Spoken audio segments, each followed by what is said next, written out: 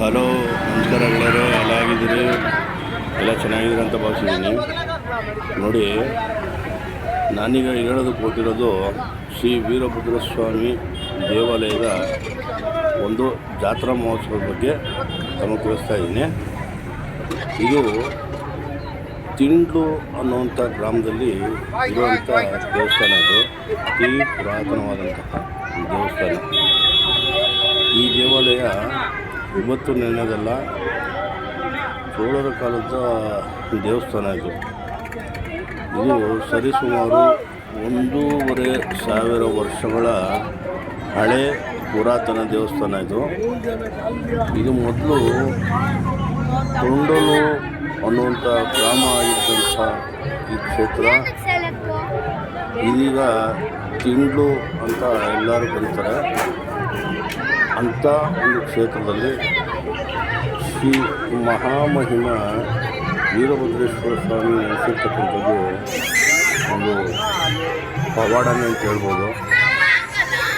ಚೋಳರ ಕಾಲದಲ್ಲಿ ನಿರ್ಮಾಣವಾದಂಥ ಈ ಕ್ಷೇತ್ರ, ಇಲ್ಲಿ ಬರ್ತಕ್ಕಂತಹ ಅನೇಕ ಭಕ್ತಾದಿಗಳು ಹರಕೆಯನ್ನು ಕಟ್ಕೊಂಡು ತಮ್ಮ ಹರಕೆಯನ್ನು ತೀರಿಸೋದಕ್ಕೆ, ಹಾಗೆ ಹರಕೆ ಪಡಿಸುವಂಥ ಸಂದರ್ಭದಲ್ಲಿ ಅದನ್ನು ಮತ್ತೆ ಇನ್ನೊಂದು ಪೂಜೆನೋ ಅಥವಾ ಅನ್ನದಾನ ಮತ್ತು ಇತರೆ ಸಂಕಲ್ಪಗಳಿಗೆ ಬಂದು ಅವರ ಅಭೀಷ್ಟಗಳನ್ನ ನೆರವೇರಿಸಿಕೊಂಡು ಅವರ ಆಸೆಗಳನ್ನ ಪೂರೈಸಿಕೊಂಡು ಹೋಗ್ತಾರೆ. ತುಂಬ ಸತ್ಯವಾದ ಹಾಗೂ ಪವರ್ಫುಲ್ ದೇವಾಲಯ, ದೇವರು ಅಂತ ಕೂಡ ಹೇಳ್ತಾರೆ ಇಲ್ಲಿ ಭಕ್ತಾದಿಗಳು. ವೀರಭದ್ರೇಶ್ವರ ಸ್ವಾಮಿ ಶಿವನ ಜಟಾಧಾರದಿಂದ ಉದ್ಭವವಾದಂಥ ಸ್ವಾಮಿಯವರು. ಇಂತಹ ಮಹಾಮಹಿಮೆಯುಳ್ಳಂಥ ಕ್ಷೇತ್ರಕ್ಕೆ ನಾವೆಲ್ಲ ಒಂದಾಗಿ ಭೇಟಿ ಕೊಡ್ಬೇಕು. ಇಂಥ ಒಂದು ಪುರಾತನವಾದಂಥ ದೇವಾಲಯ ನಮಗೆ ಸಿಕ್ಕುವಂಥದ್ದು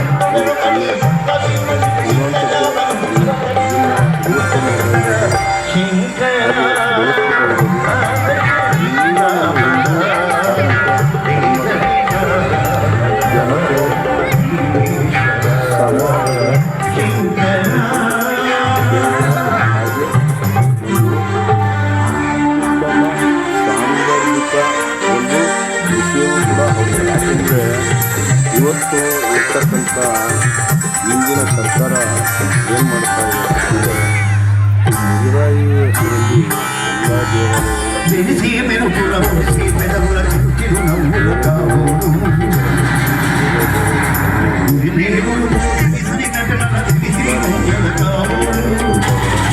ಎಲ್ಲ ದೊಡ್ಡ ಅದಕ್ಕೆ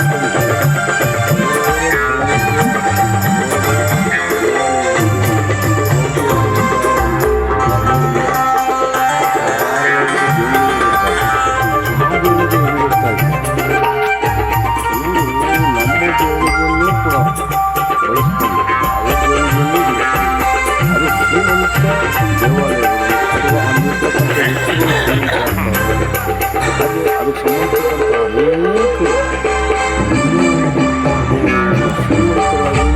ತಮ್ಮ ಒಂದು ಇಡೀ ಜನಾಂಗವನ್ನು ತಪ್ಪನ್ನು ಬೆಳೆಸುವಂಥ ತಾಕತ್ತು ಬೆಳೆಸುವಂಥ ನಾವೇನು ಮಾಡ್ಕೊಂಡಿದ್ದೇವೆ,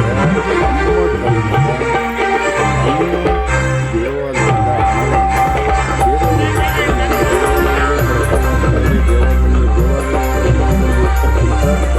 ಆರ್ಥಿಕದ ಸಂದರ್ಭದಲ್ಲಿ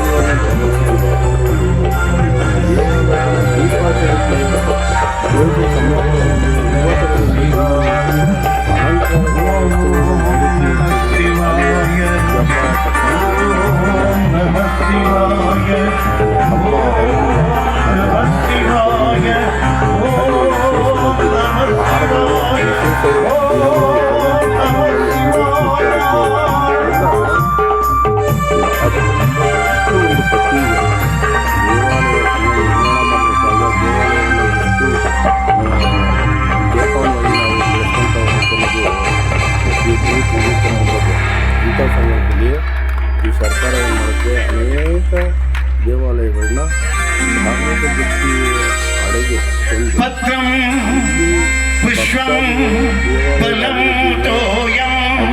ದೇವಾಲಯದ ಭಕ್ತಾದಿಗಳು ಬಂದರೆ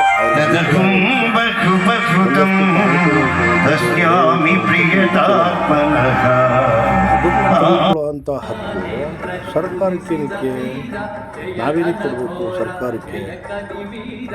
ಸರ್ಕಾರ ಬೇಕಾದರೆ ಅವರು ಬೇರೆ ಧರ್ಮದ ಒಂದು ದೇವಾಲಯಗಳಿದೆ ಅಲ್ಲಿ ಹಾಕಲಿ, ಹಾಕೋದೇನಕ್ಕೆ ಹಾಕಲಿ, ಅಲ್ಲಿಂದ ಕಿತ್ಕೊಂಡು ಅಭಿವೃದ್ಧಿ ಮಾಡಲಿ ಅವ್ರನ್ನ. ನಮ್ಮ ದೇವಾಲಯನ ತಗೊಂಡು ಅವ್ರಿಗೆ ಅಭಿವೃದ್ಧಿ ಮಾಡೋವಂಥದ್ದೇನಿದೆ? ದಯಮಾಡಿ ಇವೆಲ್ಲ ಹಿಂದೂ ಬಂದವರು ಅರ್ಥ ಮಾಡ್ಕೊಬೇಕು. ಕೇವಲ ಬರೇ ದೇವಾಲಯಕ್ಕೆ ಸೀಮಿತವಾಗಿ ಮಾತ್ರ ನಾನು ಹೇಳ್ತಾ ಇಲ್ಲ. ಇವತ್ತು ನಾವು ಕಟ್ಟುವಂಥ ತೆರಿಗೆ, ಹಾಗೆ ನಾವು ಕೊಡುವಂಥ ಯಾವ ರೀತಿ ಎಲ್ಲ ವಸ್ತುಗಳ ಮೇಲೂ ತೆರಿಗೆ ಹಾಕ್ತಾರೆ, ಎಲ್ಲದ್ರ ಮೇಲೂ ಲೂಟಿ ಹೊಡಿತಾರೆ ನಮ್ಮನ್ನು ಲೂಟಿ ಹೊಡಿ ನಮ್ಮವ್ರನ್ನ ಬೆಳೆಸ್ತಾರೆ. ನಮ್ಮವ್ರಿಗೆ ಬೀದಿ ಎಲ್ಲೋ ಬಾಂಗ್ಲಾದಿಂದ ಬರ್ತಕ್ಕಂಥವ್ರಿಗೆ ಅವರೆಲ್ಲೋ ಬಂದು ಎಲ್ಲೋ ಒಂದು ಕಡೆ ಸೆಡ್ ಹಾಕೊಂತಾರೆ, ಅವ್ರಿಗೆ ಮನೆ ಕಟ್ಕೊಡೋದು, ಅವ್ರ ಫೋಟೋಸ್ಗಳು ಕಟ್ಕೊಳ್ಳೋದು, ಜಾಗಗಳು ಕೊಡೋದು, ಇವ್ರ ಅಪ್ಪನ ಮನೆಯಿಂದ ತಗೊಂಬಂದು ಕೊಡ್ತಾರೆ. ಈ ರೀತಿ ನೋಡಿ ಇವೆಲ್ಲ ಮಾಡಿ ನಮ್ಮ ಕನ್ನಡಿಗರನ್ನು ಬೀದಿಗೆ ತಳ್ಳುವಂಥ ಒಂದು ಹುಚ್ಚು ಕೆಲಸ ಮಾಡ್ತಾವ್ರೆ. ದಯಮಾಡಿ ಕೇವಲ ಕನ್ನಡಿಗರು ಮಾತ್ರ ಅಲ್ಲ, ಹಿಂದೂಗಳು ಅನ್ನೋಂಥ ಪದ ಎಲ್ಲಿ ಬರುತ್ತೆ ಅಲ್ಲಿ ಅವ್ರನ್ನ ಮಟ್ಟ ಹಾಕಬೇಕು ಅನ್ನೋವಂಥ ಒಂದೇ ಉದ್ದೇಶಕ್ಕೆ ಇವರು ಬಾಂಗ್ಲಾದಿಂದ ಬರ್ತಕ್ಕಂಥವ್ರು, ಕಲ್ಕತ್ತಾದಿಂದ ಬರ್ತಕ್ಕಂಥವ್ರು ಇವರೆಲ್ಲರಿಗೂ ಇವರು ಆಶ್ರಯದಾತರು. ಇವ್ರ ಅಪ್ಪನ ಮನೆಯಿಂದ ತಗೊಂಬಂದು ಕೊಡ್ತಾರೆ. ಇವ್ರಿಗೆ ಬೇಕಾದಷ್ಟು ಜಮೀನುಗಳು, ಆಸ್ತಿ ಪಾಸ್ತಿ ಎಲ್ಲ ಇದೆಯಲ್ಲ, ತೊಗೊಂಡೋಗಿ ಕೊಡಲಿ. ಅವ್ರ ಮನೇಲಿ ಹೆಂಡತಿ ಮಕ್ಕಳು ಮೇಕೆ ಹೊಡಿತಾರೆ ಅಂತನಾ? ಎಲ್ಲರ ಮನೆಗೂ ಅದೇ ಥರ ಇರ್ತೈತೆ. ಆದರೂ ನಾವು ನಮ್ಮ ಧರ್ಮದ ಉಳಿವಿಗಾಗಿ, ನಮ್ಮ ದೇವಾಲಯದ ಉಳಿವಿಗಾಗಿ, ನಮ್ಮ ಸಂಸ್ಕೃತಿಯ ಉಳಿವಿಗಾಗಿ ನಾವು ಕೊಡ್ತೀವಿ ದೇಣಿಗೆನ. ಆ ದೇಣಿಗೆನ ಹೊತ್ಕೊಂಡೋಗೋದಕ್ಕೆ ಇವ್ರು ಯಾರು? ಏನಕ್ಕೆ ಹೊತ್ಕೊಂಡೋಗ್ಬೇಕು? ಅದು ತುಂಬ ಅಂದರೆ ತುಂಬ ಕೆಟ್ಟ ಕೆಲಸ ಇದು. ಯಾಕೆಂದರೆ ಇಲ್ಲಿಂದ ತೊಗೊಂಡು ಬೇರೆ ಕಡೆ ಕೊಡುವಂಥದ್ದು, ಅವ್ರನ್ನ ಅಭಿವೃದ್ಧಿ ಮಾಡೋವಂಥದ್ದು ಇದು ಹಿಂಗೆ ಬಿದ್ದಿರ್ತದೆ. ಇದರ ಅದೇ ದುಡ್ಡು ತಗೊಂಡಾಗ ಆ ದುಡ್ಡನ್ನು ಇಲ್ಲಿಗೆ ಏನಕ್ಕೆ ಸದ್ವಿನಿಯೋಗ ಮಾಡಬಾರ್ದು? ಜಾಗ ಈಗ ಒಂದು ಚೌಲ್ಟ್ರಿ ಕಟ್ಟ್ರಿ, ಬಡವರಿಗೆ ಮದುವೆ ಮಾಡ್ಕೊಳ್ಳೋದಕ್ಕೆ ಅನುಕೂಲ ಮಾಡಿಕೊಡಿ, ಅನ್ನದಾಸೋಹ ಮಾಡಿಸಿ, ಹಾಗೆ ದೇವಾಲಯವನ್ನು ಮತ್ತಷ್ಟು ಅಭಿವೃದ್ಧಿ ಮಾಡಿ. ಸುಣ್ಣ ಬಣ್ಣಗಳು ಕಾಣದೇ ಇರೋಂಥ ದೇವಾಲಯಗಳು ಎಷ್ಟಿದೆ, ಕೊಡಿ ಅಂತ ಓಕೆ ಮಾಡಿ. ಅದು ಮಾಡೋದಕ್ಕೆ ನಿಮ್ಗೆ ಯೋಗ್ಯತೆ ಇಲ್ಲ. ಇಲ್ಲಿಂದ ದುಡ್ಡು ತೊಗೊಳ್ಳೋದಂತೆ, ಅದನ್ನು ತೊಗೊಂಡೋಗಿ ಎಲ್ಲೋ ಹಂಚೋದಂತೆ. ಇದು ಬಿಡಿ ಫಸ್ಟು. ಹಾಗೆ ನಮ್ಮ ಹಿಂದೂ ಜನಾಂಗ ಏನಿದೆ, ದಯಮಾಡಿ ಎಲ್ಲರೂ ಒಗ್ಗಟ್ಟಾಗಬೇಕು. ಒಗ್ಗಟ್ಟಾಗಿ ನೋಡಿ, ಇಂಥ ದೇವಾಲಯಗಳು ಅನೇಕ ಇದೆ, ಕೇವಲ ಇದೊಂದೇ ಅಲ್ಲ. ಇಡೀ ನಮ್ಮ ಕರ್ನಾಟಕದಲ್ಲಿ ಇಂಥ ದೇವಾಲಯಗಳು, ಎಷ್ಟೋ ದೇವಾಲಯಗಳು ನಮಗೆ ಅಕ್ಕಪಕ್ಕ ಗ್ರಾಮಗಳಲ್ಲಿ ಇದೆ ದೇವಾಲಯಗಳು. ನಮಗೆ ಗೊತ್ತಿರಲಿಲ್ಲ. ಎಷ್ಟೋ ಜನ ಈ ಕಡೆ ಗಮನನೇ ಹರಿಸಿಲ್ಲ. ದಯಮಾಡಿ ನಾವೆಲ್ಲ ಸೇರಬೇಕು, ನಾವೆಲ್ಲ ಹಿಂದೂ, ನಾವೆಲ್ಲ ಒಂದು ಅನ್ನೋಂಥ ನಿಟ್ಟಿನಲ್ಲಿ ಕೆಲಸ ಮಾಡೋಣ. ಆಮೇಲೆ ಹೇಳ್ತೀನಿ ವಿಷಯ ನೋಡಿ. ಇದು ಜಾತ್ರೆ. ಈ ಜಾತ್ರೆಯಲ್ಲಿ ಹೂವಿನ ಅಲಂಕಾರದ ಒಳಗಡೆ ಕಾಣೋವಂಥದ್ದು ನೋಡಿ. ಇದೆಲ್ಲ ಪಾರ್ವತಿ ದೇವಿ. ಹಾಗೆ ಬಂದರೆ ಮುಂದೆ ಇನ್ನಷ್ಟು ದೇವಾಲಯಗಳ ಒಂದು ಪಾರ್ವತಿ ದೇವಿ ನೋಡಿ. ಇದು ಜಾತ್ರೆಯ ಮೊದಲನೇ ದಿನ, ಅಂದರೆ ಜಾತ್ರೆಗಿಂತ ಮೊದಲು. ನಾಳೆ ಜಾತ್ರೆ ಅಂದರೆ ಇವತ್ತು ಹಿಡಿದದ್ದು. ಹೆಣ್ಮಗು ನೋಡಿ ಎಷ್ಟು ಚೆನ್ನಾಗಿ ಪೂಜೆ ಮಾಡಿಕೊಂಡು ಓಂ ಅನ್ನೋವಂಥ ಪದಕ್ಕೆ ಎಂಥ ಅರ್ಥ. ಭಗವಂತನಿಗೆ ಪೂಜೆ ಮಾಡೋ ರೀತಿ, ಹಾಗೆ ನಮ್ಮ ಸಂಸ್ಕೃತಿಯ ಪ್ರತೀಕವಾದಂತಹ ಓಂ ಪೂಜೆ ಮಾಡಿ, ದೀಪದ ಆರತಿಯನ್ನು ಮಾಡಿ, ಸುತ್ತ ದೀಪದ ಹಣತೆಯನ್ನು ಹಚ್ಚಿ ಯಾವ ರೀತಿ ಜ್ಯೋತಿ ಬೆಳಗ್ತಾ ಇದೆ ಮಗು, ಅದ್ರ ಜೊತೆಗೆ ಇನ್ನೊಬ್ಬ ಪುಟ್ಟ ಬಾಲಕ.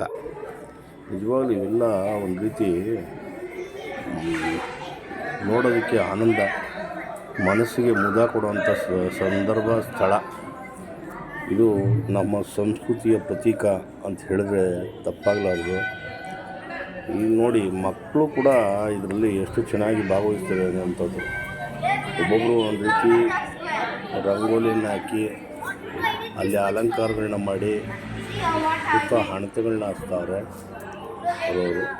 ಅಂದರೆ ಇವತ್ತು ಅಲಂಕಾರ, ದೇವಾಲಯ ಪೂರ್ತಿ ಅಲಂಕಾರ ಮಾಡಿ ನಾಳೆ ಜಾತ್ರೆ ಸ್ಟಾರ್ಟ್ ಆಗುತ್ತೆ.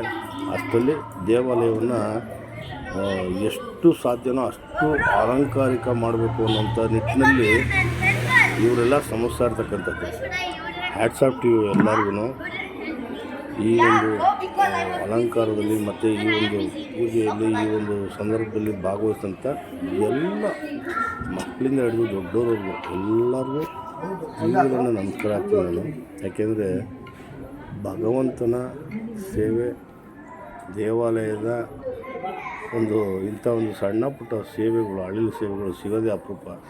ಇಂಥದ್ದನ್ನು ಬಳಸ್ಕೊಂಡು ಇವರೆಲ್ಲ ಒಳ್ಳೆಯ ರೀತಿಯಲ್ಲಿ ಭಗವಂತನ ಧ್ಯಾನಿಸ್ತಾ ಇದು ಮಾಡ್ತಾರೆ. ಹಾಗೆ ಎಲ್ಲ ರೀತಿಯ ಸಂಸ್ಕೃತಿನ ಪ್ರತಿಬಿಂಬಿಸ್ತಾರೆ ಅಂತಂದಾಗ ಅವ್ರ ಬಗ್ಗೆ ಗೌರವ ಭಾಳ ಜಾಸ್ತಿ ಆಗುತ್ತೆ ನಮಗೆ. ಇಂಥ ಮಕ್ಕಳು ಇರೋದ್ರಿಂದ ನಿಜವಾಗಲೂ ನಮಗೆ ನಾಡು, ನುಡಿ, ಸಂಸ್ಕೃತಿಗೆ ಯಾವುದೇ ರೀತಿ ಧಕ್ಕೆ ಆಗಲ್ಲ ಅನ್ನೋಂಥ ಒಂದು ಧೈರ್ಯ ಮನೋಭಾವ ಮುಂದಿನ ಪೀಳಿಗೆ ಈ ಸಂಸ್ಕೃತಿಯನ್ನು ಉಳಿಸುತ್ತೆ ಅನ್ನೋಂಥ ಒಂದು ನಿಷ್ಕಲ್ಮಶವಾದಂಥ ಒಂದು ನಮಗೆ ಅನುಭವ ಕಾಣಿಸುತ್ತೆ. ಹಾಗೆ ನೋಡಿ, ಇದು ಜಾತ್ರೆಗೆ ಮೊದಲು ದಿನ ಶೂಟ್ ಮಾಡಿರ್ತಕ್ಕಂಥದ್ದು ಭಗವಂತನ ಸಾಕ್ಷಾತ್ಕಾರ, ಭಗವಂತನ ದರ್ಶನ ನೋಡಿ ಎಷ್ಟು ಚೆನ್ನಾಗಿ ಆಗ್ತಾಯಿದೆ.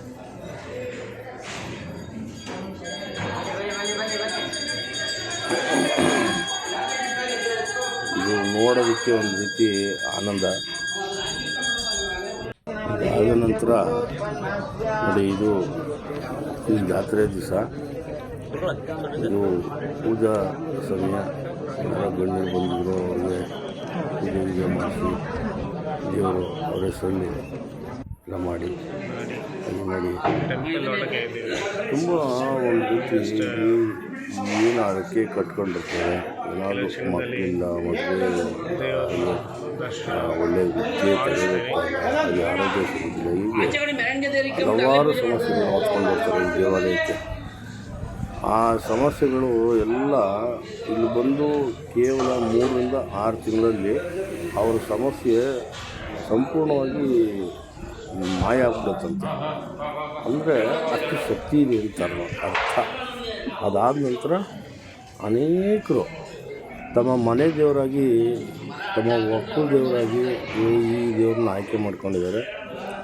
ಇಲ್ಲಿ ಇದು ಲಿಂಗಾಯತ ವೀರಶೈವರಿಗೆ ಸಂಬಂಧಪಟ್ಟಂಥ ದೇವಾಲಯ ಆದರೂ ಕೂಡ ಅನೇಕ ಅಲ್ಲಿ ತಿಂಗಳೂರಿರ್ತಕ್ಕಂಥ ಗೌಡ್ರೇ ಹೆಚ್ಚಾಗಿರೋದು. ಅವರೆಲ್ಲರೂ ಈ ದೇವರಿಗೆ ಒಕ್ಕಲಾಗಿದ್ದಾರೆ. ಅಂದರೆ ಈ ದೇವ್ರನ್ನ ಪೂಜೆ ಮಾಡ್ಕೊಂಡು ಬರ್ತಾರೆ, ಈ ದೇವ್ರನ್ನ ಒಕ್ಕಲಾಗಿ ಮಾಡಿಕೊಂಡು ಪೂಜೆ ಮಾಡ್ಕೊಂಡು ಬರ್ತಾಯಿದ್ದಾರೆ. ಅಂದರೆ ಅಷ್ಟು ನಂಬಿಕೆಯ ಒಂದು ತಳಹದಿ ಮೇಲೇ ನಮ್ಮ ಸಂಸ್ಕೃತಿ ನಿಂತಿರ್ತಕ್ಕಂಥದ್ದು. ಅದು ಮನಗಾಣಬೇಕು ಫಸ್ಟು. ನೋಡಿ, ಇಲ್ಲಿ ಕಾಣ್ತಾ ಇರ್ತಕ್ಕಂಥ ಏನೋ ಒಂದು ಬಿಲ್ವಪತ್ರೆ ಮರ, ಇನ್ನೊಂದು ಬೇವಿನ ಮರ. ಈ ಮರಕ್ಕೆ ಸುಮಾರು 100 ವರ್ಷಗಳು ಕಳೆದೋಗ್ಬಿಟ್ಟಿದೆ. ಯಾರಿಗೂ ಗೊತ್ತಿಲ್ಲ ಈ ಮರ ಯಾರು ನೆಟ್ಟರು ಅಂತೇಳಿ.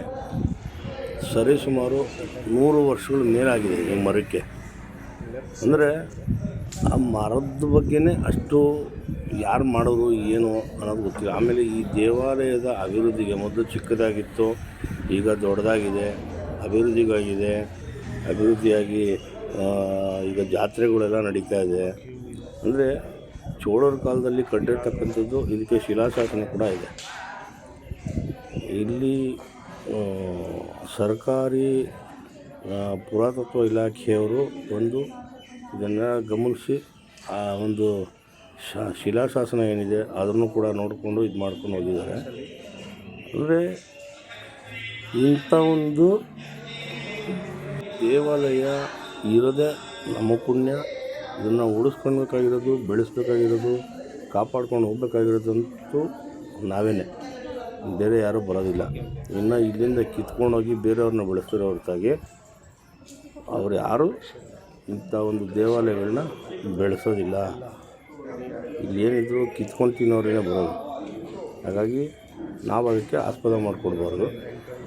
ಬನ್ನಿ, ಇವಾಗ ಜಾತ್ರೆಗೆ ಎಲ್ಲ ರೀತಿ ತಯಾರಿ ನಡೀತಾ ಇದೆ ನೋಡಿ. ಎಲ್ಲ ಏನು ಬೇಕೋ ಎಲ್ಲ ಒಂದು ರೀತಿ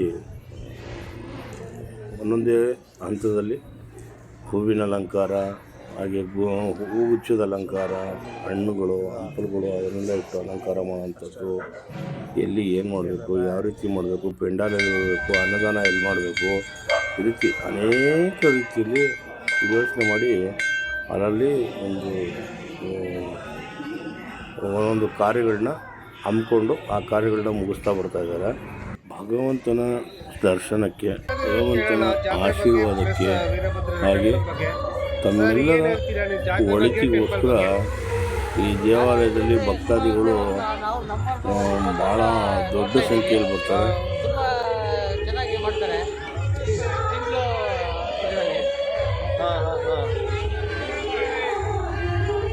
ನೀವು ಎಷ್ಟು ವರ್ಷದಿಂದ ಇದ್ದಾರೆ ಇಲ್ಲಿ? ಹಳಬ್ರು ಹಳೆ ದೇವಸ್ಥಾನ ಇದ್ದಾಗಿಂದ ಇಲ್ಲೇ ಇದ್ವಿ.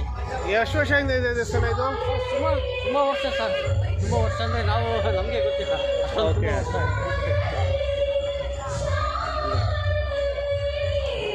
ನೀವು ಹೇಳಿ. ನಾವು ಕೂಡ ಅಷ್ಟೇ 30 ವರ್ಷದಿಂದ ಬರ್ತಾ ಇದ್ದೀವಿ.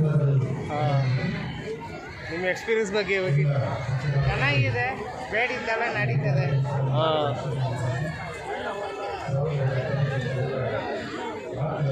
ಅದೇ ನಿಮ್ಮ ಬಗ್ಗೆ, ಜಾತ್ರೆ ಬಗ್ಗೆ ನೀವೇನು ಹೇಳ್ತೀರಾ? ಜಾತ್ರೆ ಚೆನ್ನಾಗಿ ನಡೆಯುತ್ತೆ ಪ್ರತಿ ವರ್ಷ. ಶಿವರಾತ್ರಿ ಆಗಿದೆ ಜಾಸ್ತಿ 2 ದಿನ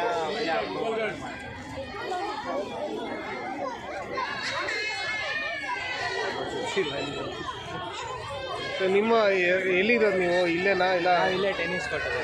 ಓಕೆ ಓಕೆ. ಎಷ್ಟನೇ ವರ್ಷ ಬರ್ತಿರೋದು ನೀವು ಇಲ್ಲಿ? 18 ವರ್ಷ. ಇಲ್ಲಿ ಎಲ್ಲೆಲ್ಲೇ ನೋಡಿದ್ರು ಕೂಡ ಅಂಗಡಿಗಳು, ತಿಂಡಿ ತಿನಿಸುಗಳು, ಹಾಗೆ ಮೋಜಿನ ಆಟಗಳು, ಮಕ್ಕಳಿಗೆ ಆಟದ ಸಾಮಾನುಗಳು, ಹೆಣ್ಮಕ್ಳಿಗೆ ಬಳೆಗಳು, ಇನ್ನೊಂದು ಸ್ವಲ್ಪ ಹೊತ್ತು ಜನ ಹೀಗೆ ಓಲೆ, ಹೀಗೆ ಫ್ಯಾನ್ಸಿ ಐಟಮ್ಗಳು, ಹಾಗೆ ಬಟ್ಟೆಗಳು, ಹೀಗೆ ಅನೇಕ ರೀತಿಯ ಬುಕ್ಸು, ನೀವೆಲ್ಲ ಅವರು ತಿಂಡಿಗಳಂತೂ ಹೇರಳವಾಗಿದೆ. ಅದರಲ್ಲಿ ಮುಖ್ಯವಾಗಿ ಯಾವುದೇ ಜಾತ್ರೆ ಆಗಲಿ ಕಡಲೆಪುರಿ ಅಂತೂ ಇರಲೇಬೇಕು. ಅದಿದ್ದರೆ ಜಾತ್ರೆಗೆ ಒಂದು ಕಳೆ. ಇದ್ರೆ ಅದಿಲ್ಲ ಅಂತಂದರೆ, ಕಡಲೆಪುರಿ ಇಲ್ಲ ಅಂತಂದರೆ ಜಾತ್ರೆಗೆ ಕಳೆನೇ ಇಲ್ಲ. ಆ ರೀತಿ ಈಗ ನೋಡಿ, ಮಕ್ಕಳಿಗೆ ಬಲೂನ್ಗಳು, ಇರುವಂಥ ಬಲೂನ್ಗಳು ತುಂಬ ಚೆನ್ನಾಗಿದೆ. ಜಾತ್ರೆ ನೋಡೋದಕ್ಕೆ ನೋಡಿ, ಹಿಂದಗಡೆ ಗೋಪುರನ ಎಷ್ಟು ಚೆನ್ನಾಗಿ ಅಲಂಕಾರ ಮಾಡಿದ್ದಾರೆ, ತುಂಬ ಚೆನ್ನಾಗಿ ಅಲಂಕಾರ ಮಾಡಿದ್ದಾರೆ. ಅದು ನೋಡೋದೇ ಒಂದು ಚೆಂದ. ಹಾಗೆ ಸ್ವಲ್ಪ ಜನ ಅಂತ ಮಾತಾಡೋಣ ಬನ್ನಿ. ಸರತಿ ಸಾಲಿನಲ್ಲಿ ಭಗವಂತನ ದರ್ಶನ ಮಾಡೋದಕ್ಕೆ ಸಮಾಧಾನವಾಗಿ ಜನಗಳು ಭಗವಂತನ ದರ್ಶನ ಮಾಡ್ತಾ ಇದ್ದಾರೆ. ಇದು ಈ ಶಿಸ್ತು ಬೇಕಾಗಿರ್ತಕ್ಕಂಥದ್ದು. ಎಲ್ಲೇ ಹೋಗಲಿ ಮೇಲ್ ಬಿದ್ದು ಒಬ್ಬರನ್ನೊಬ್ಬರು ತಳ್ಳಾಡಿ ಹೋಗೋ ಅನ್ನೋದಕ್ಕಿಂತ ಈ ರೀತಿ ಹೋಗುತ್ತೆ. ಕಳ್ಕೊಳ್ಳುವಂಥದ್ದು, ಮತ್ತು ಮಕ್ಕಳು ಮರಿಗಳನ್ನು ಕಳ್ಕೊಳ್ಳುವಂಥದ್ದು ಇದೆಲ್ಲ ಏನು ಆಗೋದಿಲ್ಲ. ಯಾವುದು ಆಗಬಾರ್ದು ಅಂದರೆ ಈ ರೀತಿ ಸರದಿ ಸಾಲಿನಲ್ಲಿ ನೋಡಿ, ಗ್ಯಾಪ್ ಬಿಟ್ಟು ಹೋಗ್ತಾರೆ. ಎಷ್ಟು ಚೆನ್ನಾಗಿ ಹೋಗ್ತಾರೆ. ಇದು ಶಿಸ್ತು ಎಲ್ಲರೂ ಬರಬೇಕು, ಎಲ್ಲರೂ ಕಲಿಯಬೇಕು. ಆಗ ಮಾತ್ರ ಯಾರು ಏನು ಕಳ್ಕೊಳ್ಳೋದಿಲ್ಲ, ಕಳ್ಕೊಂಡೇ ಹೋಗೋದಿಲ್ಲ. ಸಮಾಧಾನವಾಗಿ ಸರತಿ ಸಾಲಿನಲ್ಲಿ ಹೋಗುವಂಥದ್ದು, ಸಮಾಧಾನವಾಗಿ ಭಗವಂತನ ದರ್ಶನ ಮಾಡುವಂಥದ್ದು, ಪ್ರಾರ್ಥನೆ ಮಾಡುವಂಥದ್ದು, ಹಾಗೆ ಏನಾದರೂ ಬೇಡಿಕೆ ಈಡೇರಿಸೋದಕ್ಕೆ, ಫಲಿಸ್ಕೊಳ್ಳೋದಕ್ಕೆ, ಅವೆಲ್ಲದಕ್ಕೂ ಭಗವಂತನ ಪ್ರಾರ್ಥನೆ ಮಾಡೋದು. ಫಲಿಸಿದ್ರೆ ಅದಕ್ಕೆ ಭಗವಂತನಿಗೆ ಯಾವ ರೀತಿ ಕೃತಜ್ಞತೆ ಸಲ್ಲಿಸಬೇಕು, ಪ್ರಾರ್ಥನೆ ಮುಖಾಂತರ ಸಲ್ಲಿಸುವಂಥದ್ದು. ಇದೆಲ್ಲ ಸಮಾಧಾನವಾಗಿ ಮಾಡಿದಾಗ ಮನಸ್ಸು ಪ್ರಶಾಂತತೆಯಿಂದ ಕೂಡುತ್ತೆ. ಹಾಗೆ ಒಳ್ಳೆ ಒಂದು ಹೊಸ ಅನುಭವ ಎಲ್ಲ ದೇವಾಲಯದಲ್ಲಿ ಮಾತ್ರ ಸಿಗುವಂಥದ್ದು, ಬೇರೆ ಕಡೆ ಎಲ್ಲೂ ಸಿಗೋದಿಲ್ಲ ಇಂಥ ಅನುಭವಗಳು. ಜೋರಾಗಿ ಮಾತಾಡಬೇಕು.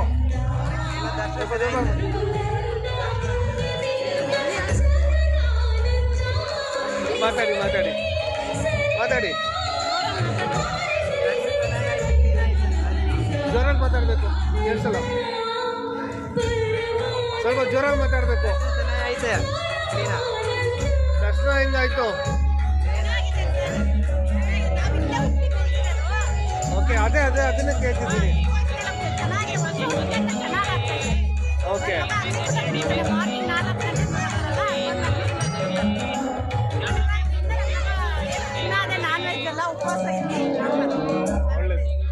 ಹೀಗೆ ಇಂತಹ ಹಲವಾರು ದೇವಾಲಯಗಳು, ಹತ್ತಾರು ಕಾರ್ಯಕ್ರಮಗಳು ಮೂಡಿಬರಲಿ ಅಂತ ಹೇಳ್ತಾ, ಜೈ ಹಿಂದ್, ಜೈ ಕರ್ನಾಟಕ.